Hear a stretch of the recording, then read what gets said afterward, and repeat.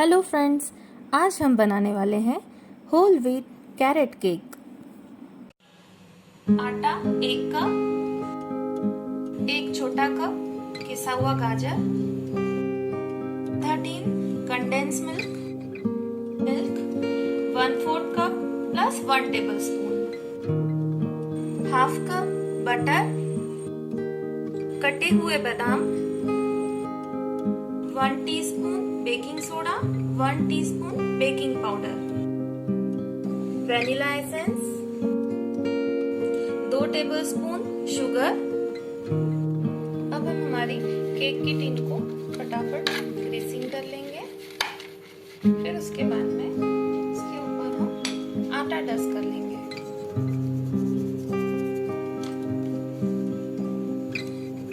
इस तरीके से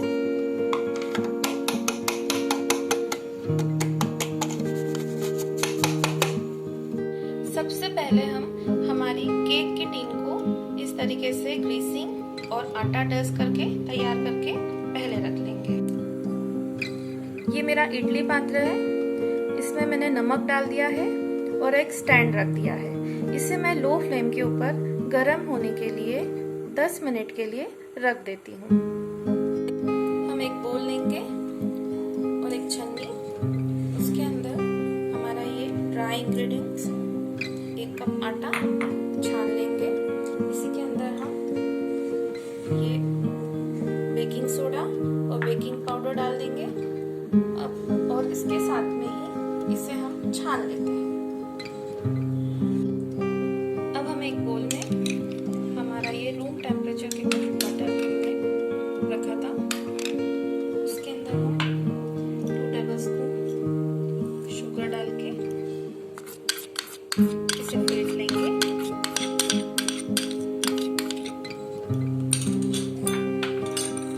इसे इस तरीके से फेंटेंगे।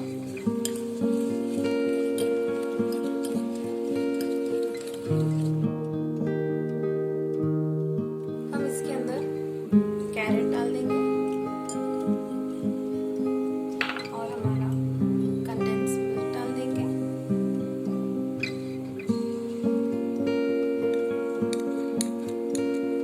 सबको अच्छे से मिक्स कर लेंगे इस तरीके से।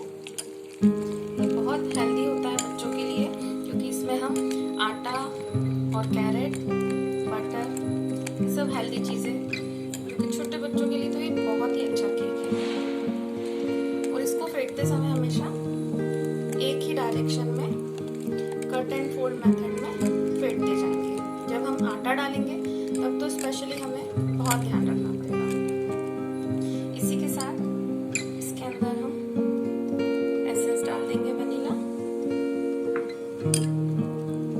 और अब हम डालेंगे हमारा आटा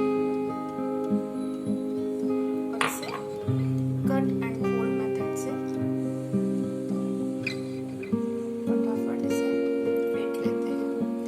इसके बाद में हम इसमें मिल्क ऐड करेंगे। मिल्क हम थोड़ा थोड़ा करके डालेंगे।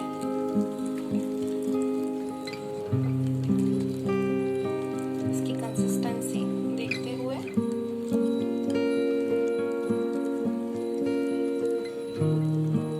कट एंड फोल्ड मेथड से ही करना है हमें।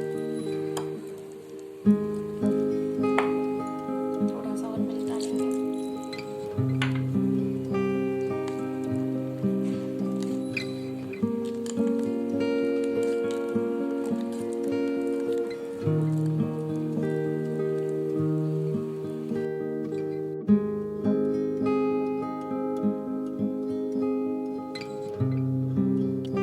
इसके अंदर हम कटे हुए बादाम डाल देंगे।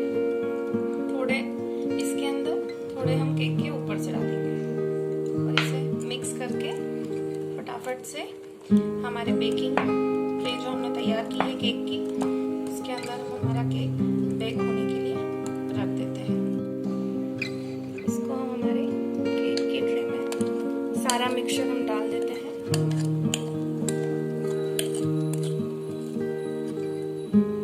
हमारा मिक्सचर इस बेकिंग ट्रे में डाल दिया है। ऊपर से हम इसमें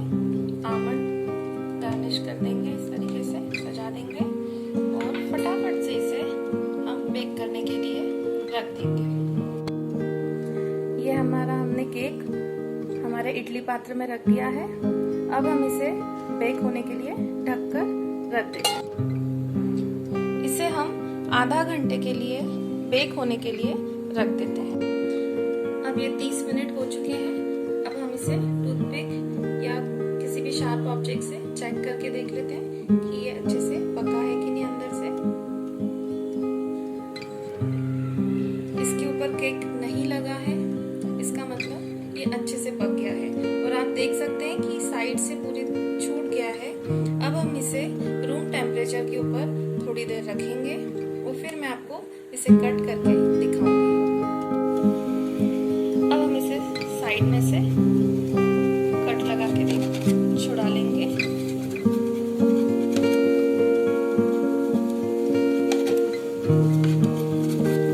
और इसको केक की ट्रे से बाहर निकाल लेते हैं। हमारा ये केक कट करके तैयार कर दिया है।